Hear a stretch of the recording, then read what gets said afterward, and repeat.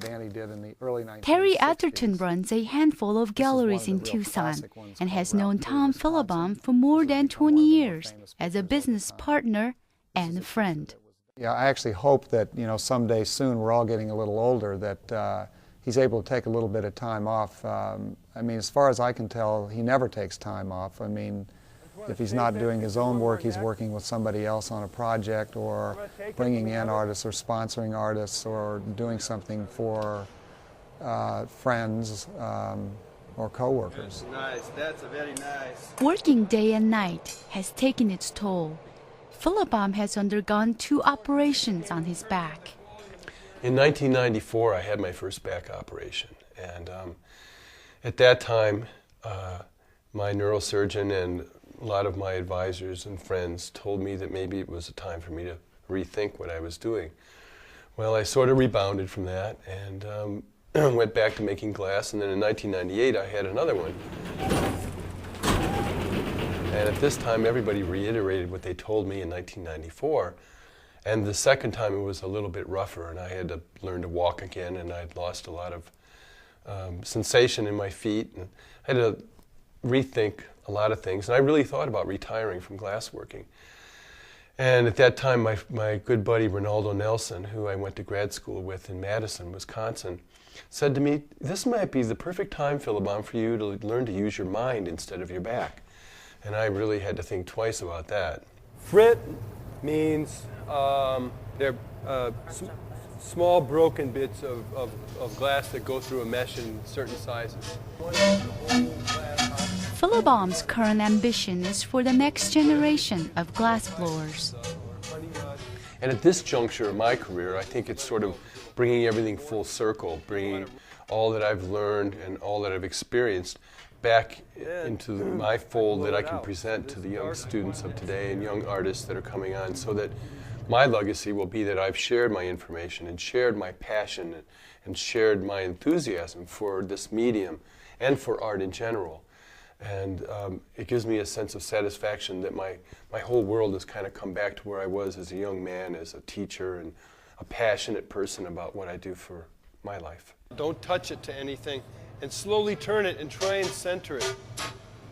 You're air setting it so that the...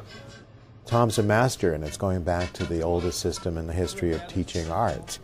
Go study with a master who's done it, who's made it work, who knows all the tricks of the trade.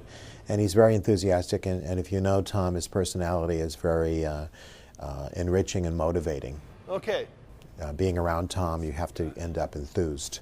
So that's the best kind of teacher. He loves what he does, he has a passion for art, and he has the knowledge to make it successful. So he's a natural teacher, and he's at a point in his career where we'd like to do more and pass it on, to leave a legacy, not only with his work, but with the next generation of artists. And I think he's making a good choice.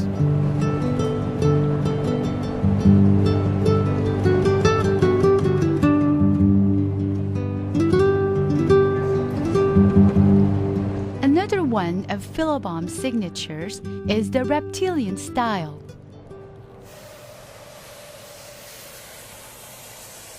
Communication and precise movement amongst the artists are the essential elements to achieve the style. We have code words, we have whistles, we tap things, and we make little funny noises, and everybody knows what that means.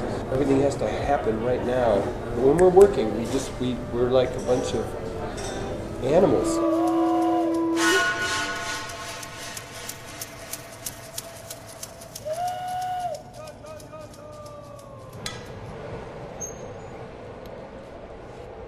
For Philabaum, glass has always had deeper meaning. Each piece became one of my children. Each one was a very, very important part of my life, and I couldn't part with them. I had to live with them or give them to very dear friends so that I knew where they were and I could always go visit them. And then as I aged and made more stuff, and then that passion of putting the self into the piece always was retained, but the pieces themselves were not as precious. Accidents happened, they were broken, they were stolen. I couldn't get upset about that. Well, I had to go on and make another one. But with each exercise, still breathing my soul, my life into it. And it becomes a lesson for life. In every situation that you encounter, every person that you encounter, don't treat lightly. Put your soul, put your passion into it. Be there in the moment, and you'll reap great rewards.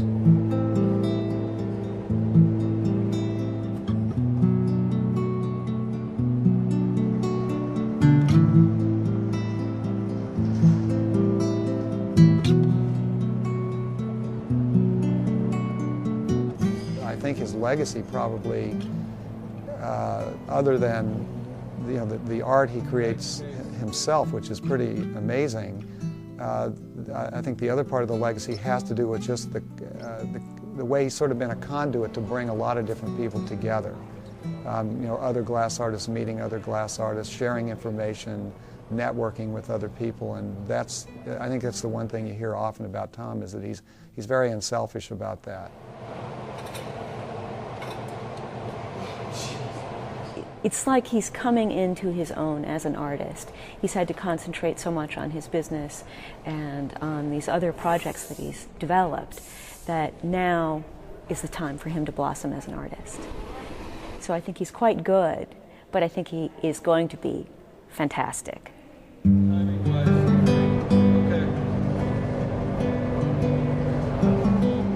the meantime, Tom continues to create,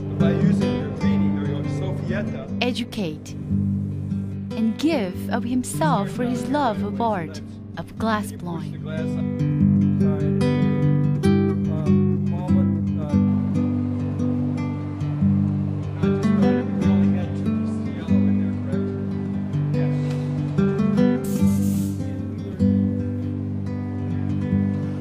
For Martine, what's a little pain?